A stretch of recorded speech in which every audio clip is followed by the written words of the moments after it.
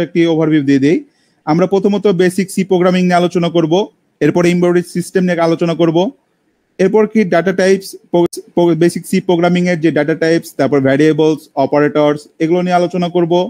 তারপর স্টেটমেন্ট, যে আমরা ইফ-এলস কখন ব্যবহার করব, যখন আমাদের দুইটা স্টেটমেন্ট চলে আসবে তখন আমরা কিভাবে ওই কন্ডিশনস গুলো ব্যবহার করব সেটা নিয়ে আলোচনা করব।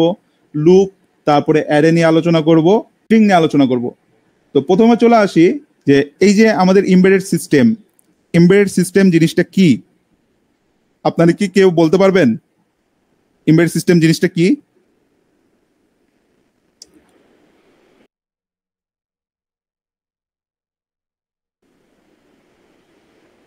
কারো আইডিয়া আছে এমবেডেড সিস্টেম জিনিসটা কি? তো আমি বলি, এমবেডেড সিস্টেম হলো এমন একটি মানে প্রযুক্তি যেখানে হচ্ছে সফটওয়্যার এবং হার্ডওয়্যারের সমন্বিত হয়ে একটি মানে স্পেশাল কম্পিউটার সিস্টেম, মানে হার্ডওয়্যার এবং সফটওয়্যার মিলে একটা কম্পিউটার সিস্টেম তৈরি হয়, যেটা হচ্ছে একটা নির্দিষ্ট কাজে হচ্ছে ডিজাইন করা হয়। তো এটি সাধারণত হচ্ছে মানে বড় কোনো সিস্টেমের একটি নির্দিষ্ট কাজ করে থাকে। তো জাস্ট লাইক কি কাজ করে থাকে, আমরা দেখি যে হচ্ছে বিভিন্ন ধরনের ম্যানুফ্যাকচারিং যে বিষয়গুলো থাকে, যেখানে আমরা জাস্ট একটা ইমাজিন করি আমাদের যে ল্যাপটপ বা ডেস্কটপে হচ্ছে কি রয়েছে, মাদারবোর্ড রয়েছে, রাইট, একটা প্রসেসর ইউনিট রয়েছে, এখানে ক্যামেরা রয়েছে, ব্যাটারি রয়েছে, এছাড়া কি চার্জিং ইউনিট রয়েছে, এছাড়াও কি রয়েছে আমাদের বিভিন্ন ধরনের কিপ্যাড, মাউস, এগুলো রয়েছে না? তো এগুলো কন্ট্রোল করার জন্য কিন্তু আলাদা আলাদা সেকশন রয়েছে, জাস্ট লাইক হচ্ছে ব্যাটারি কখন চার্জ হবে, কত পার্সেন্ট চার্জ হচ্ছে, এটা কিন্তু একটা সিস্টেম। তারপরে ক্যামেরা আমরা কখন অন করছি, ক্যামেরাতে কিভাবে আমরা প্রসেস গুলো হচ্ছে, এটাও কিন্তু আলাদা সিস্টেম। এছাড়া হচ্ছে আমরা যে মানে বিভিন্ন ধরনের গেমিং করার জন্য কিন্তু আলাদা একটা সিস্টেম রয়েছে। এছাড়াও আমরা চাইলে হচ্ছে এই যে আমাদের যে কিবোর্ড, তারপরে কিপ্যাড যেটা রয়েছে, কিবোর্ড রয়েছে, মাউস যখন আমরা ব্যবহার করি, এটারও আলাদা আলাদা সিস্টেম রয়েছে। তো এই ছোট ছোট যে সিস্টেমগুলো রয়েছে, এই সিস্টেমগুলো নিয়েই কিন্তু হচ্ছে আমাদের পুরাপুরি হচ্ছে এমবেডেড সিস্টেম। তো এছাড়াও আমরা ফোন যখন ব্যবহার করি, দেখি ফোন কিন্তু ফুললি এমবেডেড সিস্টেম না। ফোনের মধ্যে যে ছোট ছোট যে বিষয়গুলো রয়েছে সেগুলো হচ্ছে এমবেডেড সিস্টেম। জাস্ট লাইক হচ্ছে এই যে আমরা ডিসপ্লে ব্যবহার করি, টাচ ডিসপ্লে, কখনো হচ্ছে স্ক্রল করলে যাই, এখানে কিন্তু কন্ট্রোলিং ইউনিট থাকে। তো এমবেডেড সিস্টেম জিনিসগুলো কি হয়, এখানে কন্ট্রোল ইউনিট হিসেবে ব্যবহার হয়ে থাকে। জাস্ট লাইক এই যে ডিসপ্লে ম্যানেজমেন্ট, তারপরে ব্যাটারি যেটা রয়েছে, ব্যাটারি ম্যানেজমেন্ট সিস্টেম, ব্যাটারি কিভাবে কতক্ষণ পার্সেন্টেজ কতটুকু হচ্ছে, বা ফুল ব্যাটারি চার্জ হয়ে গেলে অটো কাট হয়ে যাচ্ছে, যে ব্যাটারিটা চার্জ নিচ্ছে না। তো এই বিষয়গুলো হচ্ছে কন্ট্রোল করে থাকে। এছাড়াও রয়েছে কি নেটওয়ার্ক সিস্টেম, যেটা রয়েছে যে একটা টাওয়ার থেকে হচ্ছে নেটওয়ার্ক গ্র্যাব করে আমরা হচ্ছে সেখানে হচ্ছে নেটওয়ার্ক গুলো দেখি। তো এখানে কিন্তু নেটওয়ার্ক একটা আলাদা আলাদা এমবেডেড সিস্টেম। তো আশা করি হচ্ছে আপনারা সবাই বুঝতে পারছেন যে এমবেডেড সিস্টেম অ্যাকচুয়ালি জিনিসটা কি। তো বিভিন্ন জায়গায় হচ্ছে এমবেডেড সিস্টেম ব্যবহার হয়ে থাকে, জাস্ট লাইক হচ্ছে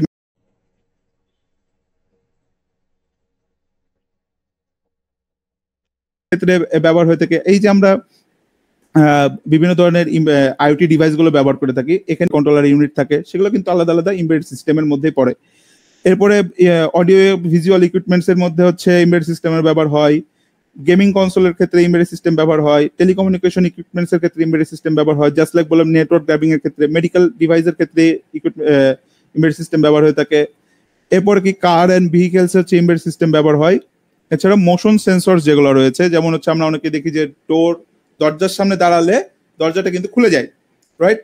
তো দরজাটা কেন খুলে যায়? ওখানে একটা সেন্সর থাকে, ওখানে একটা কন্ট্রোলিং ইউনিট থাকে, তো যার কারণে হচ্ছে দরজাটা অটোমেটিকলি খুলে যায়। তো এগুলো হচ্ছে মূলত আমাদের এমবেডেড সিস্টেম।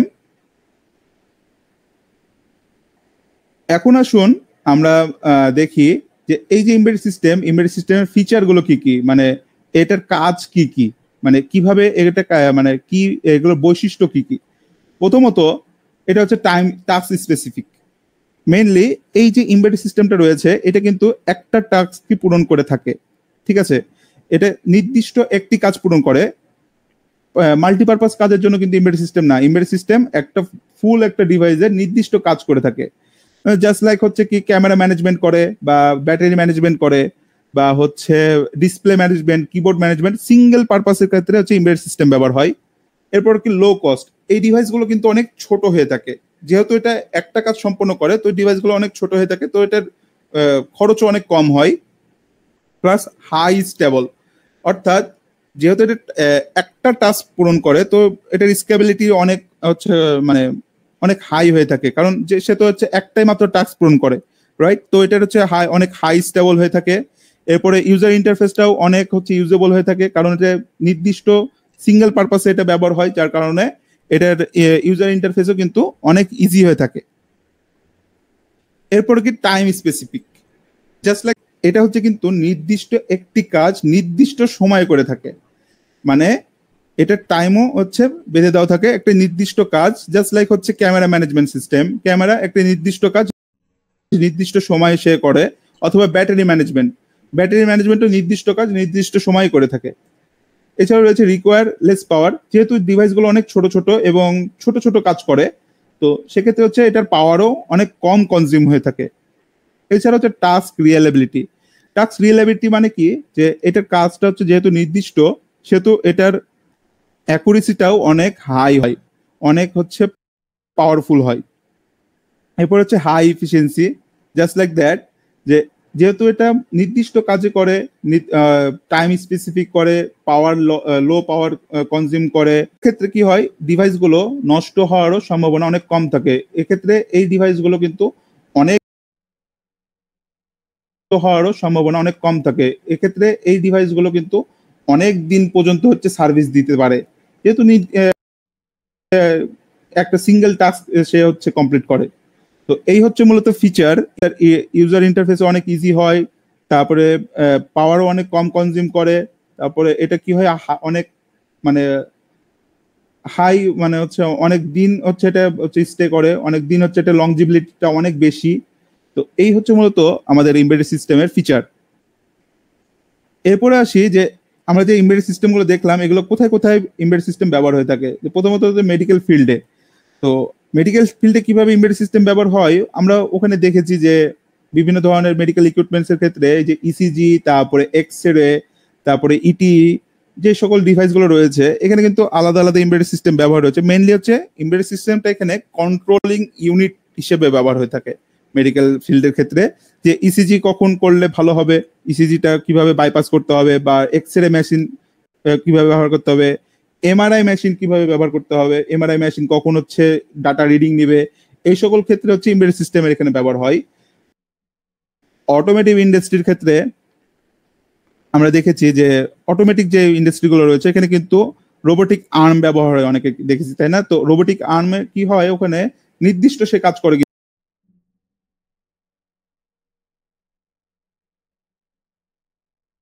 কিন্তু, যে কখন হচ্ছে একটা প্রোডাক্ট গ্র্যাব করবে বা হচ্ছে স্ক্রু ঢিল দিবে বা প্রোডাক্টটা এক জায়গা থেকে আরেক জায়গায় মুভ করবে, এগুলো কিন্তু নির্দিষ্ট কাজ। তো এই নির্দিষ্ট কাজের জন্য কিন্তু এমবেডেড সিস্টেম ব্যবহার হয়। এরপর হচ্ছে সিকিউরিটি সিস্টেমে এমবেডেড সিস্টেম কিভাবে ব্যবহার হয় আমরা দেখেছি কি, ফিঙ্গারপ্রিন্ট লক দেখেছি, এরপরে হচ্ছে আইরিস স্ক্যানার দেখেছি। তো এখানে কি হয়, ফিঙ্গারপ্রিন্টের ক্ষেত্রে নির্দিষ্ট প্যাটার্ন থাকে, ওখানে কি হয় একটা মাইক্রো কন্ট্রোলার ইউনিট থাকে, মাইক্রো কন্ট্রোলার ইউনিটের সাথে সেন্সর থাকে, সেন্সরের সাথে কানেক্টেড থাকে। তো এটা কি করে নির্দিষ্ট কাজ করে, যে ফিঙ্গারপ্রিন্ট নেই, ফিঙ্গারপ্রিন্ট থেকে সে হচ্ছে ডাটা একটা প্যাটার্নকে সে হচ্ছে দেখে, যে প্যাটার্ন ম্যাচ করলে সে হচ্ছে ডোর খুলে দেয় অথবা ডোর বন্ধ করে দেয়। তো সিকিউরিটি সিস্টেমেও হচ্ছে এমবেডেড সিস্টেম ব্যবহার হয়। এছাড়াও টেলিকমিউনিকেশনের ক্ষেত্রে কি, এই যে নেটওয়ার্কিং যে সিস্টেমটা রয়েছে, যে নেটওয়ার্ক আদান প্রদান করা স্যাটেলাইটের মাধ্যমে, স্যাটেলাইটের সাথে বা আমাদের ফোনের সাথে, এগুলো কিন্তু সিঙ্গেল টাস্ক, ঠিক আছে? তো এখানেও হচ্ছে টেলিকমিউনিকেশনের ক্ষেত্রে হচ্ছে এমবেডেড সিস্টেম ব্যবহার হয়। এরপর হচ্ছে রোবোটিক্স। আমরা হচ্ছে নাসার কিউরিসিটি রোবটের সম্বন্ধে জেনেছি, রাইট? অনেকেই জানি যে নাসাতে হচ্ছে একটা কিউরিসিটি রোবট যেটা হচ্ছে মঙ্গল গ্রহে হচ্ছে প্রেরণ করেছিল। তো এই রোবটটা কি, এটার হচ্ছে আলাদা আলাদা কিন্তু টাস্ক ছিল, জাস্ট লাইক হচ্ছে সে হচ্ছে নিজে নিজে নিজে হচ্ছে ছবি তুলতো, এরপর হচ্ছে সে সোলার থেকে হচ্ছে চার্জ হতো, নিজে নিজে চলতো। তো তারপর হচ্ছে এটা আলাদা ব্যাটারি রয়েছে।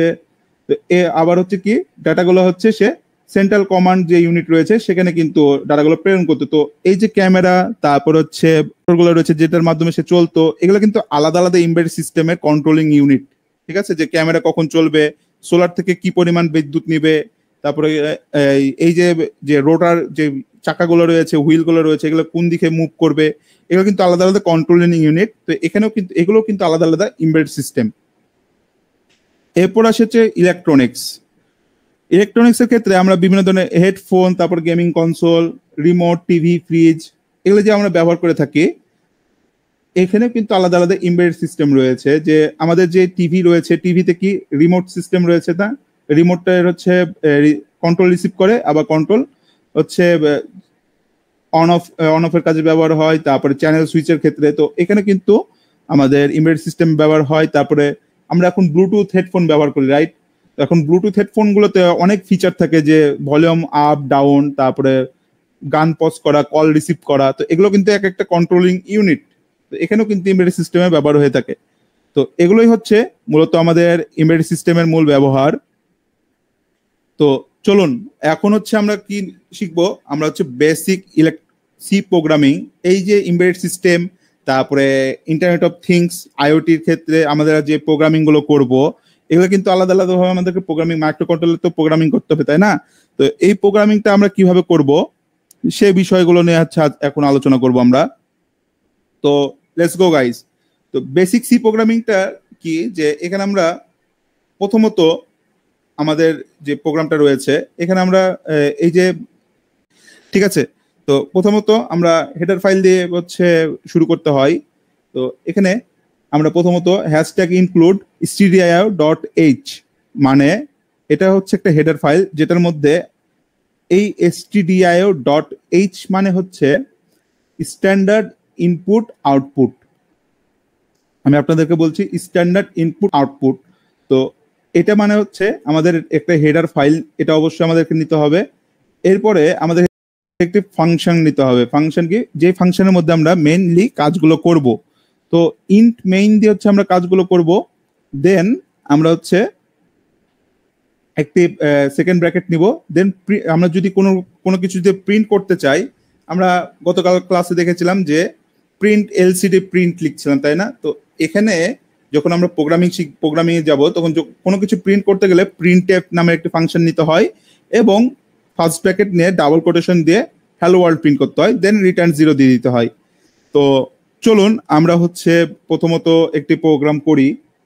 আমরা চলুন দেখি প্রোগ্রামটা কিভাবে করতে হয়। প্রথমত হচ্ছে আমরা মেইনলি কিভাবে আমরা এই প্রোগ্রামিং গুলো করব সেটা আমরা দেখে আসি। তো প্র্যাকটিস করার জন্য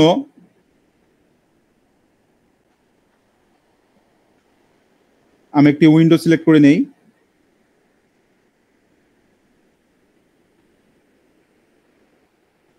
প্রোগ্রামটি আমরা এখন লিখব। তো প্রথমত আমাদেরকে একটি হেডার ফাইল নিতে হবে। প্রথমে বলেছিলাম যে আমাদেরকে হেডার ফাইল প্রথমে নিতে হবে। তো জাস্ট আমরা প্রথমে হ্যাশট্যাগ ইনক্লুড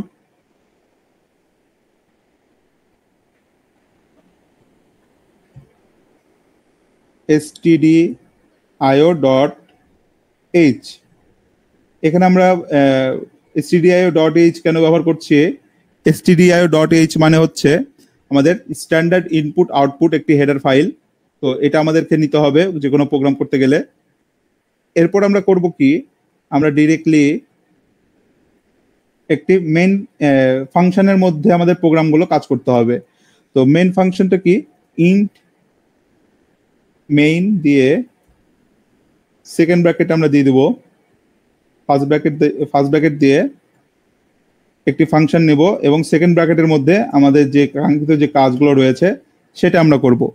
তো এই ইন্টমেন্টটা কি, ইন্টমেন্টটি হচ্ছে একটি ফাংশন, যে ফাংশনের মধ্যে আমাদের মেইন যে প্রোগ্রামগুলো রয়েছে সেই প্রোগ্রামগুলো আমরা সম্পূর্ণ করবো এটার মধ্যে, ঠিক আছে?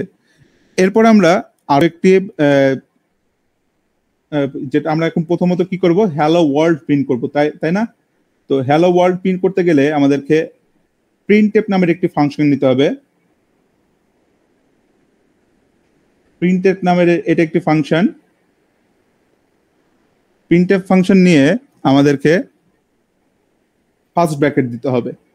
ফার্স্ট ব্র্যাকেট দেওয়ার পরে একটি কোটেশন দিতে হবে। কোটেশন দিয়ে এর মধ্যে এখন আপনারা যা প্রিন্ট করবেন,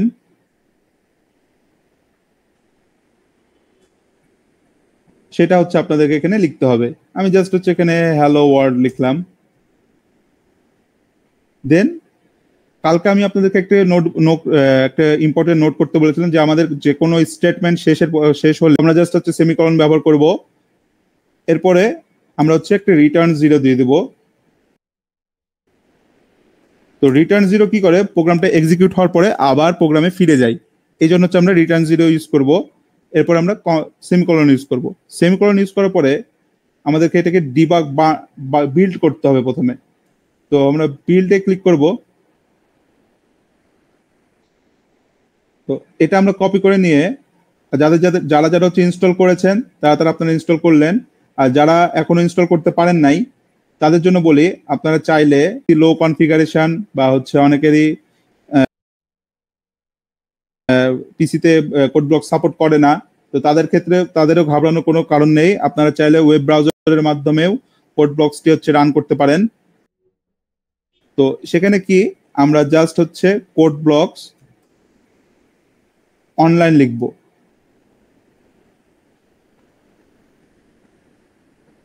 বা হচ্ছে C programming online, C compiler, sorry. তো সি কম্পাইলার অনলাইন লিখলে আমাদের এখানে অনেকগুলো কম্পাইলার চলে আসবে। তো আমরা জাস্ট হচ্ছে প্রোগ্রামিজ নামের যে কম্পাইলারটি রয়েছে আমরা জাস্ট এটা ক্লিক করব। দেন আমরা এখানে আমাদের যে কাঙ্ক্ষিত কোডটি রয়েছে সেটা আমরা পেস্ট করে দেব। পেস্ট করে আমরা হচ্ছে রানে ক্লিক করব। তো এখানে হচ্ছে আমাদের একটি ভুল হয়েছে। আপনারা কি ভুল হয়েছে সেটা বলতে পারেন? কি ভুল হয়েছে আমাদের এখানে, আপনারা কি বলতে পারেন? এখানে আমরা stdio.h যেটা দিয়েছি সেটা আমাদের কিন্তু ছোট হাতের হবে, ঠিক আছে? তো আমরা আবারও রান করি। দেখুন আমাদের কোডটি এক্সিকিউট সাকসেসফুল হয়েছে। আমরা এখানে হ্যালো ওয়ার্ল্ড প্রিন্ট করেছি, ঠিক আছে? হ্যালো যেটা প্রিন্ট করেছিলাম সেটা হ্যালো ওয়ার্ল্ড, সেই হ্যালো ওয়ার্ল্ডটা প্রিন্ট হয়েছে। তো এখন আমরা কি করব, আমরা হচ্ছে চাচ্ছি যে আমরা 2টা লাইন প্রিন্ট করব। তো 2টা লাইন আমাদেরকে কিভাবে প্রিন্ট করতে হবে আমরা সেটা দেখি। আমরা যদি একটা লাইন এখানে হ্যালো ওয়ার্ল্ড প্রিন্ট হলো, এরপরে আরো একটি হচ্ছে আমরা লাইন প্রিন্ট করতে চাই,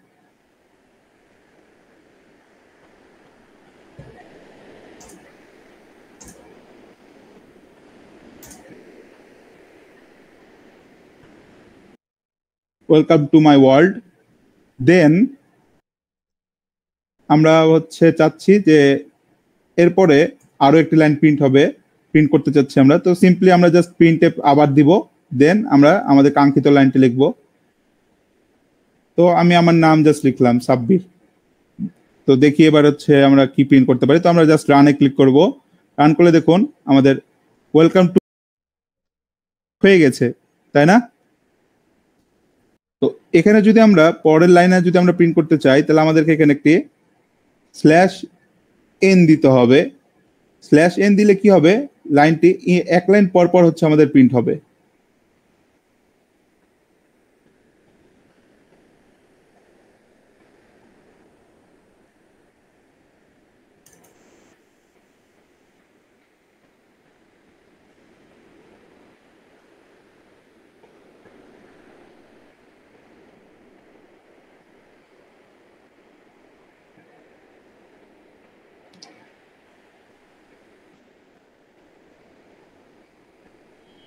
এখন দেখুন ওয়েলকাম টু মাই ওয়ার্ল্ড এক লাইনে প্রিন্ট হয়েছে, সাব্বির প্রিন্ট হয়েছে কি আরেক লাইনে। তো /n আমরা যদি চাই যে এক লাইন পরে আরেকটা লাইনে প্রিন্ট হবে, আবার চাইলে আমি দেখা যাচ্ছে থার্ড লাইনেও আমরা প্রিন্ট করতে চাচ্ছি, তো সেক্ষেত্রেও আমরা চাইলে এইভাবে কিন্তু আমরা প্রিন্ট করতে পারি। তো আশা করি হচ্ছে আপনারা প্রোগ্রামটা হচ্ছে বুঝতে পারছেন। তো যারা যারা বুঝতে পেরেছেন অবশ্যই কমেন্ট বক্সে হচ্ছে আন্ডারস্ট্যান্ড লিখবেন, তাহলে আমার বুঝতে হচ্ছে সুবিধা হবে যে কিভাবে আপনারা প্রোগ্রামটা বুঝতে পেরেছেন কিনা। তো ডাটা স্টোর করতে যেমন আমরা গতকালকে এলইডি ব্লিঙ্কিং এর ক্ষেত্রে কি করেছিলাম, যে আরডিনো উনোতে যে ডিজিটাল পিনটা রয়েছিল সেখানে আমরা 4 নাম্বার পিনে আমরা সেট করেছিলাম, রাইট? তো 4 নাম্বার পিনটা আমরা একটি ভ্যারিয়েবলস দিয়েছিলাম যে ওখানে কি ডাটা কন্টেন্ট করছিল, 4 নাম্বারের ডাটা কন্টেন্ট করার জন্য আমরা ব্যবহার করছি। আর এই সকল ক্ষেত্রে হচ্ছে আমরা ভ্যারিয়েবলস ব্যবহার করে থাকি। তো ভ্যারিয়েবলসটা হচ্ছে 3 রকমের হয়ে থাকে, 4 রকমেরও হয়, টোটালি 4 রকমের হয়ে থাকে। তো প্রথমত হচ্ছে ইন্টিজার। ইন্টিজারটা কি? ইন্টিজারটা হচ্ছে পূর্ণ সংখ্যা, মানে যে কোনো পূর্ণ সংখ্যাকে আমরা হচ্ছে ইন্টিজার বলবো। পূর্ণ সংখ্যা যে কোনো ভ্যালু হলে আমরা সেটাকে ইন্টিজার হিসেবে গণ্য করব। এরপর আসে কি ফ্লোট। ফ্লোটটা কখনো আমরা ব্যবহার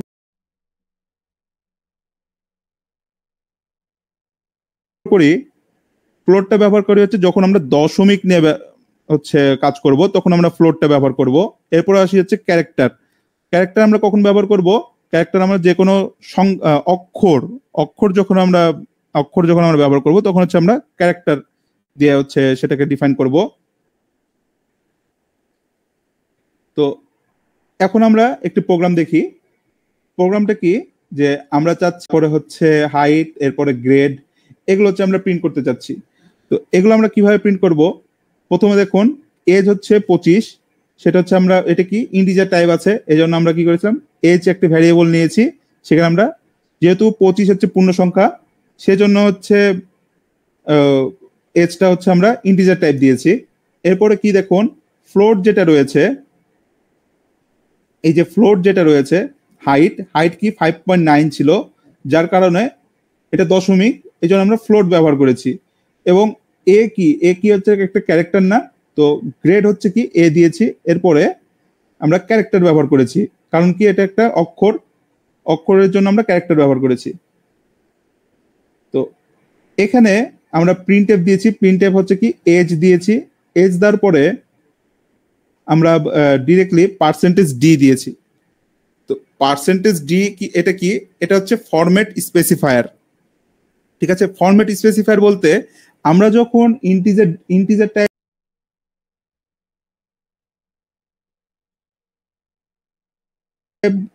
যখন আমরা ভ্যারিয়েবল ব্যবহার করব, তখন সেইটা আমাদেরকে ডিফাইন করার জন্য পার্সেন্টেজ ডি ব্যবহার করতে হবে। ঠিক আছে, এটাকে বলা হয় ফরম্যাট স্পেসিফায়ার। এই যে আমাদের ইন্টিজার টাইপ ফরম্যাটের জন্য পার্সেন্টেজ ডি ব্যবহার করব। এরপরে হচ্ছে ফ্লোট টাইপ ফরম্যাটের জন্য আমরা পার্সেন্টেজ এফ ব্যবহার করব। এরপরে কি ক্যারেক্টার ব্যবহার করার জন্য, ক্যারেক্টারের হচ্ছে ফরম্যাট ব্যবহার করার জন্য পার্সেন্টেজ সি ব্যবহার করব। তো এইভাবে প্রিন্ট করার পরে আমরা চাচ্ছি এজটাই হচ্ছে প্রিন্ট করবে। তো এজটা কি, পার্সেন্টেজ ডি যেটা রয়েছে, মানে ইন্টিজার টাইপ যে ভ্যালুটা রয়েছে সেটা প্রিন্ট করবে। তো পার্সেন্টেজ ডি দিয়ে আমরা হচ্ছে সেই 25 যেটা রয়েছে 25টা আমরা প্রিন্ট করব। এবং এক লাইন যেটা বলেছিলাম, যে এক লাইন পরপর প্রিন্ট করতে গেলে আমাদেরকে /n দিতে হবে। তো আমরা /n দিলাম, দেওয়ার পরে এই যে এজ যেটা রয়েছে আমাদেরকে তো ওটা ডিফাইন করতে হবে, তাই না, যে কোন ভ্যারিয়েবলসটা আমাদের প্রিন্ট হবে। তো আমরা চাচ্ছি এজটা প্রথমে প্রিন্ট হবে, তো এজটা হচ্ছে ডিরেক্টলি আমাদেরকে এখানে ডিফাইন করে দিতে হবে। তো আমরা এজ দিয়ে দিয়েছি এখানে। এরপরে কি দিয়েছি, প্রিন্টএফ দিয়েছি। প্রিন্টএফ দেওয়ার পরে কি আবার প্রিন্টএফ দিয়ে হাইটটা প্রিন্ট করছি। এখন হাইটটা কি, আমাদের ফ্লোট টাইপ। তো ফ্লোট টাইপের জন্য আমরা এখানে পার্সেন্টেজ এফ নিয়েছি। এখন 0.1 কেন দিয়েছি, আপনাদের মাথায় এটা কোশ্চেন আসতে পারে, রাইট? তো 0.1 কেন দিয়েছি, কারণ দশমিকের পরে আমরা একটা সংখ্যা নিচ্ছি, যে জাস্ট লাইক হচ্ছে 5.9 নিচ্ছি, মানে একটা সংখ্যা নিচ্ছি, যার কারণে আমরা পার্সেন্টেজ 1 দিয়েছি। যদি আমরা দুইটা সংখ্যা নেই তাহলে পার্সেন্টেজ 2 দিতে হবে, তিনটা সংখ্যা নিলে পার্সেন্টেজ 3, মানে 0.3, সরি। তো এইভাবে দিয়ে আমরা হচ্ছে চাইলে দশমিকের পরে সংখ্যা বাড়াই নিতে পারবো। তো এই হচ্ছে মূলত ফ্লোটের ক্ষেত্রে আমরা করেছি। এরপরে কি করেছি, ক্যারেক্টারের জন্য হচ্ছে পার্সেন্টেজ সি নিয়েছি এবং গ্রেডটা দিয়ে আমরা হচ্ছে কমপ্লিট করেছি। তো এখন আমরা যখন রিটার্ন 0 দিয়ে কোডটা এক্সিকিউট করব, তখন আমাদের আউটপুট এইরকম আসবে, যে এজ 25, হাইট 5.9 এবং গ্রেড এ। তো এটা হচ্ছে আউটপুট। তো আপনারা হচ্ছে আপনাদের হচ্ছে একটা অ্যাসাইনমেন্ট, এই যে প্রোগ্রামটা রয়েছে এটা আপনারা নিজেরা ট্রাই করবেন এবং আমাদেরকে পরবর্তী ক্লাসে আপনারা জানাবেন যে আজকে অনেকগুলো কিন্তু অ্যাসাইনমেন্ট থাকবে আপনাদের জন্য। আছে এই টাইপগুলোকে বলা হয় হচ্ছে ডাটা টাইপ। ঠিক আছে, যে যেমন হচ্ছে এই সংখ্যা যেগুলো রয়েছে, যে পূর্ণ সংখ্যা যেগুলো, সেগুলো হচ্ছে ইন্টিজার ডেটা টাইপ। তারপরে হচ্ছে দশমিক যেগুলো, সেগুলো হচ্ছে কি ফ্লোট ডাটা টাইপ। তারপর দশমিকের থেকে বেশি যখন হবে, মানে 2 দশমিক 3 দশমিক যখন চলে যাবে, তখন হচ্ছে ডাবল ডাটা টাইপ আমরা ব্যবহার করব। এবং ক্যারেক্টার যখন আমরা ব্যবহার করবো, ক্যারেক্টার ডাটা টাইপ। তো মূলত হচ্ছে 4টা ডেটা টাইপ রয়েছে। তো এখানে কি আমরা দেখতে পাচ্ছি, যে ইন্টিজার যে ডেটা টাইপটা রয়েছে সেটা কি, যে স্টোর হোল নাম্বারস, মানে দশমিক নাম্বার না, পূর্ণ সংখ্যা সে নিবে উইদাউট ডেসিমেলস, মানে দশমিক সংখ্যা নিবে না। ফ্লোট কোনটা নিবে, এটা হচ্ছে 4 বাইট স্টোর সাইজ করে, মানে এটা হচ্ছে সাইজ 4 বাইট। ফাংশনাল নাম্বার যেগুলো রয়েছে, ফ্র্যাকশনাল নাম্বার কি, সে হচ্ছে তার হচ্ছে সাইজ হচ্ছে 8 বাইট। এটা কি, এটা হচ্ছে একটা ফ্র্যাকশনাল নাম্বার কন্টেন্ট করে 1 অথবা 2 এর অধিক, সে হচ্ছে ডেসিমেল যখন আমরা ব্যবহার করব তখন আমরা ডাবল দিয়ে ব্যবহার করব। এরপরে ক্যারেক্টার কি, এটা হচ্ছে 1 বাইট নেয়। এটা কি, যে সিঙ্গেল যে ক্যারেক্টার গুলো রয়েছে, টোটালি হচ্ছে আমাদের প্রোগ্রামিং এর ক্ষেত্রে 4 রকমের হচ্ছে আমরা ডেটা টাইপ নিয়ে কাজ করব। যেমন দেখি, এই যে ডেটা টাইপ গুলো রয়েছে, এই ডেটা টাইপ গুলোর আমি গত ক্লাসে বলেছিলাম, গত স্লাইডে বলেছিলাম যে ফরম্যাট স্পেসিফায়ার রয়েছে, যে এই ডেটা টাইপ গুলো আমাদের যখন ডিফাইন করতে হবে তখন কিন্তু আমাদের কিছু ফরম্যাট স্পেসিফায়ার ব্যবহার করতে হবে। তো ফরম্যাট স্পেসিফায়ারের জন্য হচ্ছে আমরা ইন্টিজার টাইপ ডেটা টাইপের জন্য ফরম্যাট স্পেসিফায়ার %d ইউজ করতেছিলাম। এরপরে হচ্ছে ফ্লোটের জন্য কি ব্যবহার করছিলাম, %f। তারপরে ডাবলের জন্য কি ব্যবহার করছি, %1f, দশমিকের পরে যত সংখ্যা আমরা নিব। এরপর কি ক্যারেক্টারের জন্য %c, এবং যখন আমরা স্ট্রিং ব্যবহার করব তখন হচ্ছে %s ব্যবহার করব। ঠিক আছে, তো এই হচ্ছে মূলত আমাদের ডেটা টাইপস। তো এগুলো আমরা কখন কিভাবে ব্যবহার করবো আমরা পরে আরো দেখবো, যে কখন আমরা ভ্যারিয়েবলস কখন দিব, কখন ইন্টিজার দিব, কখন ফ্লোট দিব, কখন ক্যারেক্টার দিব, এগুলো আমরা দেখবো পরবর্তীতে।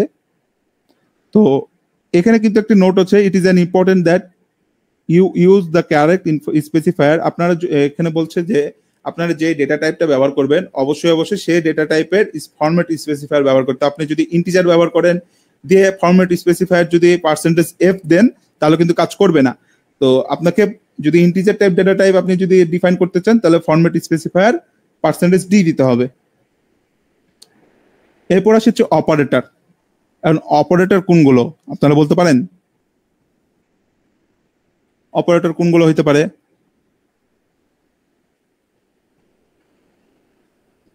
তো অপারেটর হচ্ছে টোটালি মূলত হচ্ছে কিছু টাইপসের অপারেটর রয়েছে, যেমন হচ্ছে অ্যারিথমেটিক অপারেটর, এরপর হচ্ছে কি assignment operator, comparison. Arithmetic operator কোনগুলো, এই যে আমরা যে যোগ বিয়োগ গুণ ভাগ যেগুলো রয়েছে সেগুলোকে বলা হয় হচ্ছে অ্যারিথমেটিক অপারেটর। আমরা যখন যোগ বিয়োগ গুণ ভাগ নিয়ে কাজ করব তখন এইগুলোকে বলা হয় অ্যারিথমেটিক অপারেটর। যেমন যখন যোগ করতে যাব তখন হচ্ছে প্লাস অপারেটর ব্যবহার করতে হবে, তারপরে যখন বিয়োগ করব তখন মাইনাস অপারেটর ব্যবহার করতে হবে, গুণ করতে গেলে হচ্ছে গুণ অপারেটর। তো এগুলো হচ্ছে মেইনলি অ্যারিথমেটিক অপারেটর। তো যখন আমরা ইনক্রিমেন্ট করব তখন প্লাস প্লাস দিতে হবে, ডিক্রিমেন্ট করলে মাইনাস মাইনাস। তো এগুলোকে বলা হয় মেইনলি অ্যারিথমেটিক অপারেটর। ঠিক আছে, তো এগুলোর কাজ কি, আমরা যখন মেইন লজিক করব, যখন কোনো কিছু যোগ করব, কোনো কিছু বিয়োগ করব, কোনো কিছু গুণ করব, কোনো কিছু ভাগ করব, তখন হচ্ছে আমরা এই সকল অপারেটর গুলো ব্যবহার করব। এরপর আসে হচ্ছে অ্যাসাইনমেন্ট অপারেটর। তো অ্যাসাইনমেন্ট অপারেটর কোনগুলো, যখন হচ্ছে আমরা ইজ ইকুয়াল টু দিব, বা হচ্ছে প্লাস, মানে আমাদের মূল অপারেটরের সাথে হচ্ছে কোনো কিছু যোগ করব, কোনো কিছু বিয়োগ করব, কোনো কিছু গুণ করব, বা হচ্ছে কোনো কিছু ভাগ করব, অথবা হচ্ছে গ্রেটার দেন ইকুয়াল, এই সকল যখন ব্যবহার করবো তখন সেগুলোকে বলা হয় হচ্ছে অ্যাসাইনমেন্ট অপারেটর। তো এরপর আসে হচ্ছে কম্প্যারিজন। কম্প্যারিজন আপনারা অবশ্যই বুঝতে পারছেন যে কম্প্যারিজন অপারেটরটা মেইনলি কি। তো কম্প্যারিজন মেইনলি কোনো কিছু কম্পেয়ার করতে গেলে, কোনো কিছু একটা মানে এক্সাম্পলের সাথে আরেকটা যখন আমরা কম্পেয়ার করব তখন হচ্ছে আমরা কম্প্যারিজন অপারেটর গুলো ব্যবহার করব। তো প্রথমত হচ্ছে ইকুয়াল টু যে অপারেটর রয়েছে সেটা কি, মানে দুইটা সমান, একটা ভ্যারিয়েবল আর একটা ভ্যারিয়েবলে যখন সমান হবে, সমান করতে যাইবো তখন আমরা ডাবল ইকুয়াল ব্যবহার করব। এরপরে নট ইকুয়াল। নট ইকুয়াল বলতে বোঝায় যে এইটা একটা ভ্যারিয়েবল আর একটা ভ্যারিয়েবল সমান না, তখন হচ্ছে আমরা এই অপারেটর ব্যবহার করব। গ্রেটার দেন মানে হচ্ছে একটা ভ্যারিয়েবলের থেকে আরেকটা ভ্যারিয়েবল যখন বড় হবে তখন হচ্ছে এই অপারেটরটা ব্যবহার করব। লেস দেনের জন্য এই অপারেটর, গ্রেটার দেন ইকুয়ালের জন্য এই অপারেটর, লেস দেন ইকুয়ালের জন্য আমরা এই অপারেটর ব্যবহার করব। তো এগুলো হচ্ছে মূলত কম্প্যারিজন অপারেটর। এরপর আসে হচ্ছে লজিক্যাল অপারেটর। তো লজিক্যাল অপারেটর কোনগুলো, এই যে যেমন ধরেন হচ্ছে ডাবল অ্যান্ড, মানে হচ্ছে এইটা হবে অথবা এটাও হবে এবং এইটাও হবে। ঠিক আছে, যে একটা ভ্যারিয়েবলের মান হচ্ছে 5 থেকে ছোট এবং 10 থেকেও ছোট হবে। তো তখন হচ্ছে আমরা অ্যান্ড ডাবল অ্যান্ড যেটা অপারেটর রয়েছে সেটা ব্যবহার করব। অর এর ক্ষেত্রে হচ্ছে কি এটাও হবে এটাও হবে, মানে দুইটাই যখন হবে তখন হচ্ছে আমরা অর ব্যবহার করব, এবং নট কখন হবে, নট যখন হচ্ছে তখন হচ্ছে আমরা এই অপারেটর ব্যবহার করব। তো এগুলো হচ্ছে মেইনলি লজিক্যাল লাইফে আইসিটি যখন আমরা পড়েছি তখন আমরা কিন্তু এই অপারেটর গুলো পড়েছি, লজিক্যাল যে and gate, or gate, not gate. তো এখানেও সিম্পলি হচ্ছে আমরা প্রোগ্রামিং এর ক্ষেত্রে এই অপারেটর গুলো ব্যবহার করব। যখন আমরা কোনো কিছু লজিক মানে স্টেটমেন্টে যাব তখন এই অপারেটর গুলো আমরা ব্যবহার করব। তো আপনাদেরকে হচ্ছে আজকে অপারেটর গুলো সম্বন্ধে জানলেন, এরপরে হচ্ছে কম্পারিজন অপারেটর সম্বন্ধে জানলেন, অ্যাসাইনমেন্ট অপারেটর সম্বন্ধে আপনাদেরকে হচ্ছে আজকে অপারেটর গুলো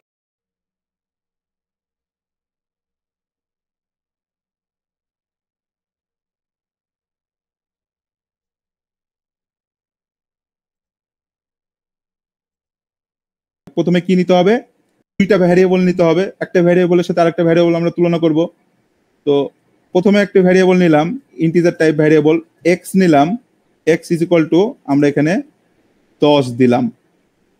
এরপরে আরো একটি হচ্ছে ভ্যারিয়েবল নিব ওয়াই ইজ ইকুয়াল টু আমরা 30 দিলাম। আপনারা চাইলে যে কোনো ইচ্ছা দিতে পারেন। এরপরে আমাদেরকে কি করতে হবে, মেন লজিকটা বসাইতে হবে। মেন লজিকটা কি, যে ইফ দেন আমরা হচ্ছে মেন লজিকটা যে এক্স যদি এক্স যদি এটার থেকে যদি ছোট হয়, ওয়াই এর থেকে যদি ছোট হয়, তাহলে একটি সেকেন্ড ব্র্যাকেট নিতে হবে। দেন আমরা প্রিন্ট করব কি, প্রিন্ট এফ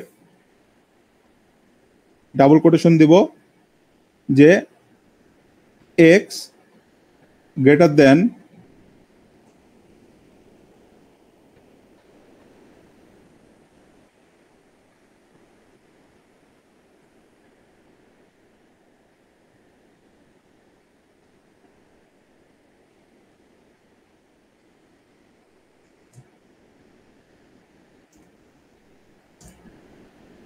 ওয়াই। ঠিক আছে, তো আমরা জাস্ট রান করি। সরি, আমাদের এখানে একটু ভুল হয়েছে, যে আমাদের তো এখানে এক্স গ্রেটার দেন তো ওয়াই হবে না, তাই না? তো এই জন্য হচ্ছে আমাদের ফাংশনটা ইরর হয়ে গেছে। তো আমাদেরকে এখানে জাস্ট কি দিতে হবে,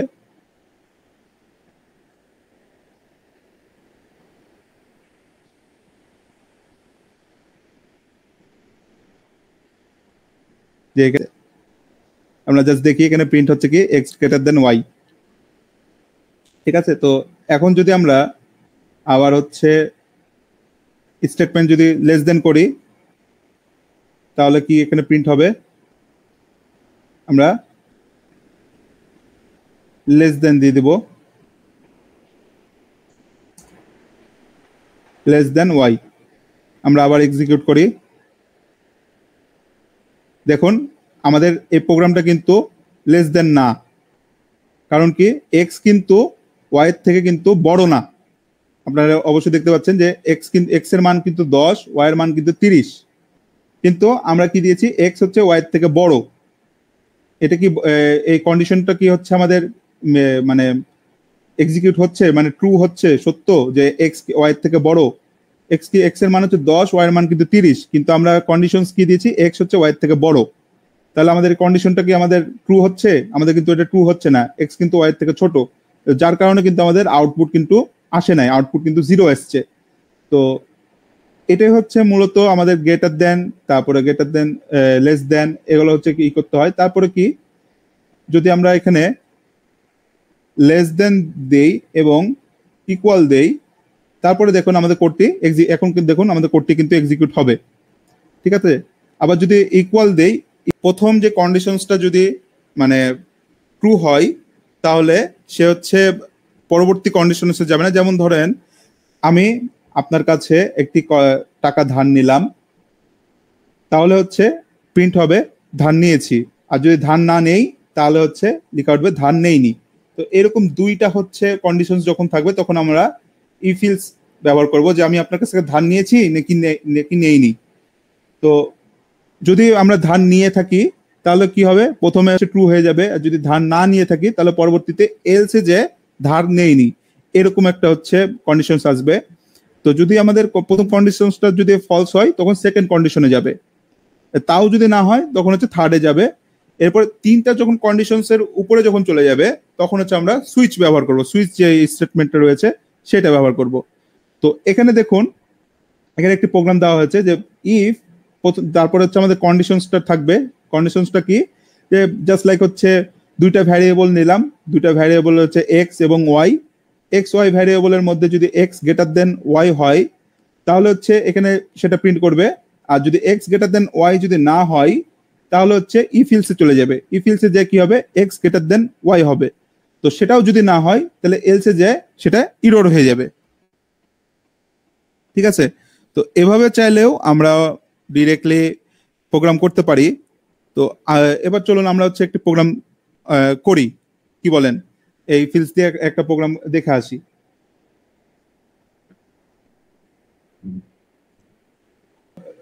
ব্যবহার করতে পারি।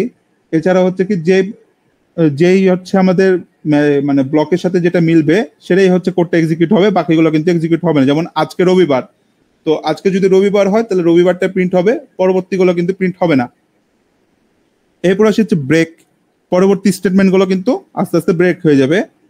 তো সুইচ স্টেটমেন্টের ক্ষেত্রে কি হয়, যে আমাদের হচ্ছে সুইচ একটা স্টেটমেন্ট সুইচ ব্যবহার করতে হয়, তারপর আমাদের এক্সপ্রেশন দিতে হয় যে X is equal to one যদি দেই তাহলে এখানে কেস হবে কি, case is equal to Y যদি হয় তাহলে হচ্ছে এই কেসের মধ্যে হচ্ছে এক্সিকিউট হবে, দিয়ে ব্রেক হয়ে যাবে।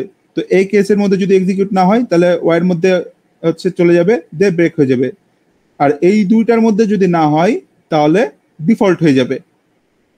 তো আশা করি আপনারা সবাই সুইচ স্টেটমেন্টটা বুঝতে পেরেছেন। তো এগুলো হচ্ছে নর্মালি থিওরিটিক্যাল আপনাদেরকে বোঝাচ্ছি, এগুলো আমরা পরবর্তী যে ক্লাসগুলো রয়েছে সেগুলোতে আমরা প্র্যাকটিক্যালি আমরা দেখব কিভাবে সুইচ স্টেটমেন্ট ব্যবহার করব। ফিরিয়ে ঘুরিয়ে ফিরে যখন আসবে তখন আমরা লুপ স্টেটমেন্ট গুলো ব্যবহার করব।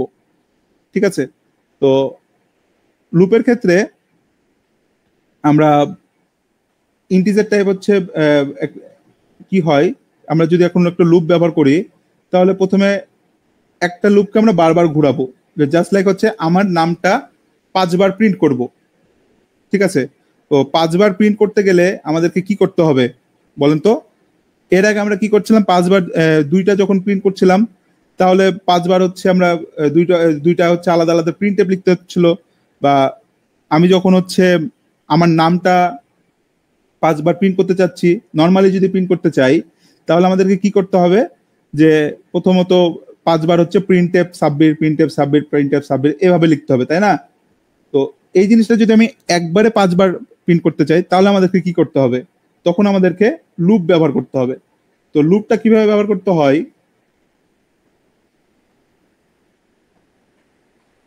আমি আবার হচ্ছে প্রোগ্রামে চলে যাই। প্রোগ্রামে যাওয়ার পরে আমরা ধরেন একটি